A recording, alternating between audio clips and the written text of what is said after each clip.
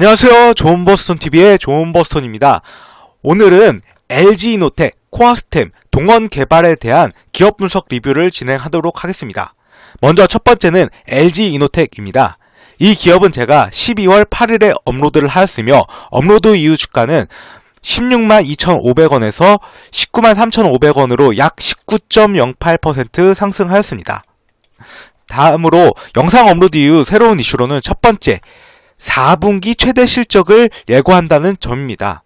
기사에 따르면 애플의 아이폰 12 흥행에 따라 2020년 4분기 실적이 사상 최대를 기록할 전망이라고 합니다. 또한 애플은 LG이노텍의 카메라 모듈 캐파 증설을 요구하고 있고 올해에도 아이폰의 상승세가 이어져서 LG이노텍의 성장이 기대된다고 합니다. 관련 기사 같이 보시겠습니다. 보시면 제목이 LG이노텍 아이폰 12 흥행 효과 최대 실적 예고라고 나와 있죠. 또 이게 1월 7일자 기사입니다. 내용을 좀 더 보시면 LG이노텍이 아이폰발 성장을 이어가고 있다. 애플의 아이폰 12 시리즈가 흥행을 달리면서 LG이노텍도 지난해 4분기 최대 실적을 달성한 것으로 보인다. 라고 하고 좀 더 밑에 보시면 올해도 아이폰 상승세가 이어질 전망인 만큼 LG이노텍의 성장이 기대되고 있다. 또 애플은 LG이노텍의 카메라 모듈 캐파 증설을 요구하고 있는 것으로 전해진다 라고 합니다. 그리고 두 번째 이슈로는 마그나와 LG전자 합작법인으로 인한 수혜가 예상된다는 점입니다. 기사에 따르면 전장 부품 사업을 하고 있는 LG이노텍은 LG 마그나와 협업 범위가 넓어질 전망이라고 합니다. 이것도 관련 기사 같이 보겠습니다.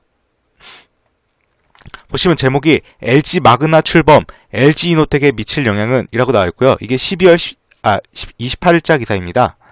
내용을 좀 더 보시면 LG그룹이 전기차 부품 시장 선점에 나서면서 전장 부품 사업을 하고 있는 LG이노텍에도 관심이 쏠린다. 당장 LG전자 전기차 파워트레인 사업이 가장 큰 영향을 받지만 향후에는 LG이노텍과의 협업 범위도 넓어질 전망이다. 라고 나와 있습니다. 또 세 번째 이슈로는 애플의 폴디드 줌 카메라 도입으로 인한 LG이노텍의 수혜가 예상된다는 점입니다. 기사에 따르면 애플이 카메라 줌 성능을 개선하기 위해 향후 폴디드 줌 카메라를 도입할 것이라고 합니다. 이로 인해 2019년부터 폴디드 줌 카메라 모듈 개발을 최우선 과제로 추진해온 LG이노텍이 가장 큰 수혜를 볼 것이라고 합니다. 이것도 관련 기사 같이 보시겠습니다. 제목이 애플도 만지작거리는 폴디드 줌 카메라가 뭐길래 미소 짓는 LG이노텍이라고 나와 있고요. 이게 12월 20일자 기사입니다. 보시면 애플 이르면 2022년 아이폰 14부터 폴디드 줌 카메라 도입이라고 나와 있고 내용을 좀 더 보시면 최근 애플이 아이폰 카메라 줌 성능을 개선하기 위해 향후 폴디드 줌 카메라를 도입할 것이라는 소식이 알려지면서 업계에서는 수혜주 찾기가 한창이다. 폴디드 줌은 멀리 있는 사물을 당겨 찍는 역할을 하는 망원 렌즈를 세로가 아닌 가로 구현해 이른바 카툭디, 이게 카메라가 툭 튀어나오는 현상인데요. 이거를 최소화한 것이라고 합니다. 그리고 밑에 내용을 좀 더 보시면 현재 애플의 카메라 모듈 공급 업체는 LG이노텍, 일본 샤프, 중국 오필름 세 곳이다. 다만 이중 오필름은 미 정부가 발표한 신장 위구르족 인권 침해에 연루된 기업으로 지목되면서 내년 신모델부터는 공급망에서 탈락했다는 이야기가 나온다. 라고 하죠. 그래서 이제 LG이노텍과 일본의 샤프 이 두 기업만 공급을 할 것으로 차후 예상이 됩니다. 그리고 LG이노텍, 샤프 모두 지난해부터 폴디드 줌 카메라 모듈 개발을 최우선 과제로 추진해온 것으로 알려진 만큼 애플이 폴디드 줌 카메라 시장에 뛰어드는 순간 가장 큰 수혜는 이 두 업체가 될 수밖에 없을 것이란 관측이 나온다. 이 중에서도 애플 카메라 모듈의 절반가량을 주로 하이엔드급으로 납품해온 LG이노텍이 특히 양적, 질적 경쟁 우위가 부각될 전망이다. 라고 합니다. 그리고 LG이노텍에 대한 저의 생각은 최근 LG 마그나로 인한 LG그룹 주가 상승으로 인해 LG이노텍도 급등을 하였습니다. 실적도 받쳐주고 있는 상황이라서 추가 상승은 가능한 구간이라고 생각합니다. 다만 애플카가 2024년에 출시 예정이므로 조정받으면서 중장기적으로 우상향을 그릴 가능성이 높다고 생각을 합니다. 다음으로 두 번째 기업은 코아스템인데요. 이 기업은 제가 12월 9일에 업로드를 하였으며 업로드 이후 주가는 23,850원에서 23,550원으로 약 1.26% 하락하였습니다. 그 업로드 이후 새로운 이슈로는 첫 번째로 JP모건 컨퍼런스에 참가한다는 점입니다. 기사에 따르면 코아스템은 1월 11일부터 14일까지 진행되는 JP모건 헬스케어 컨퍼런스 2021에 참가한다고 합니다. 이번 행사에서 코아스템은 뉴로나타 알주 글로벌 판권 계약 논의와 핵심 파이프라인 등의 소개를 통해 전략적 파트너십을 모색할 예정이라고 합니다. 이 관련 기사 같이 보시겠습니다. 제목이 코아스템 2021년 JP모건 컨퍼런스 참가, 해외 기술 이전 및 파트너링 추진이라고 나와 있고요. 내용을 보시면 코아스템이 오는 1월 11일부터 14일까지 4일간 온라인으로 진행되는 JP모건 헬스케어 컨퍼런스 2021에 참가한다고 잘 밝혔다.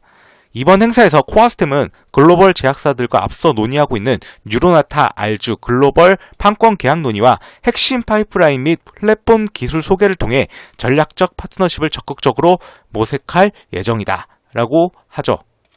그리고 두 번째 이슈로는 뉴로나타 알주 임상 3상을 위한 최종 점검이 완료됐다는 내용입니다.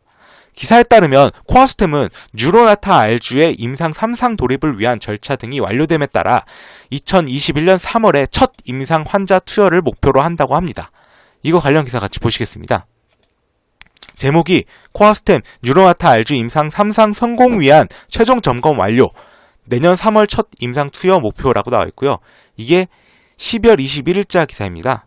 그리고 내용을 보시면 김경수 코아스템 대표도 남은 행정적인 절차와 지원 준비가 완료됨에 따라 앞으로 한 달 이내에 환자를 등록하고 투여 전 검사 기간을 감안한다면 계획에 따라 내년 3월에 첫 임상 환자의 투여가 결정될 것이다 라고 전했다 라고 하죠. 근데 여기서 내년이 2021년입니다. 왜냐하면 2020년 12월 21일자 기사이기 때문이죠. 코아스템에 대한 저의 생각으로는 11월 11일에 알멧의 미지정 회신으로 인한 낙폭이 아직 회복되지 않았으므로 임상 3상이 진행된다면 최소 27,000원 이상은 갈 수 있을 것이라고 생각을 합니다. 다음으로는 동원개발인데요. 이 기업은 제가 12월 11일에 업로드를 하였으며 업로드 이후 주가는 4,815원에서 5,190원으로 약 7.79% 상승하였습니다. 영상 업로드 이후 새로운 이슈로는 첫 번째, 부울경 지역에서 시공 능력 1위를 하였다는 점입니다. 기사에 따르면 동원개발은 설립 이후 한 번도 적자를 낸 적이 없으며 부울경 지역에서 시공 능력 1위를 하였다고 합니다. 또한 동원개발은 2019년에 서울에 사무소를 내고 전국으로 발돋움하기 위해 노력 중이라고 합니다. 추가로 2019년 5월에는 베트남 호찌민에 해외 법인 1호를 내서 사업을 진행 중이라고 합니다. 이것도 관련 기사 같이 보시겠습니다. 보시면 이게 동원개발 관련된 기사인데 설립 이후 한 번도 적자 안 냈다고 하고 부울경 지역에서 시공력 1위라고 하죠. 그리고 이게 12월 14일자 기사입니다. 내용을 좀 더 보시면 부산을 대표하는 지역 최대 건설사인 동원개발이 수도권까지 영역을 확장하며 전국구 건설 사업사로서 입지를 다지고 있다. 동원개발은 1975년 회사를 설립한 이후 46년 연속 흑자를 기록할 정도로 안정적인 성장세를 이어가고 있다라고 하죠. 또 밑에 보시면 동원개발은 지난해 서울에 사무소를 내고 울산고를 인수하는 등 부산을 벗어나 전국으로 발돋움하기 위해 노력하고 있다. 서울 사무소를 낸 것은 서울과 수도권으로 사업 영역을 확대하고 공유 오피스 분야에 진출하기 위해서다 라고 하죠. 그리고 지난해에는 베트남 최대 재벌인 빈그룹의 주택건설 기업 빈홈즈 임원과 하노이 호치민에서 진행되는 사업에 투자하기로 하고 2억 달러가량 투자 의향서를 제출했다.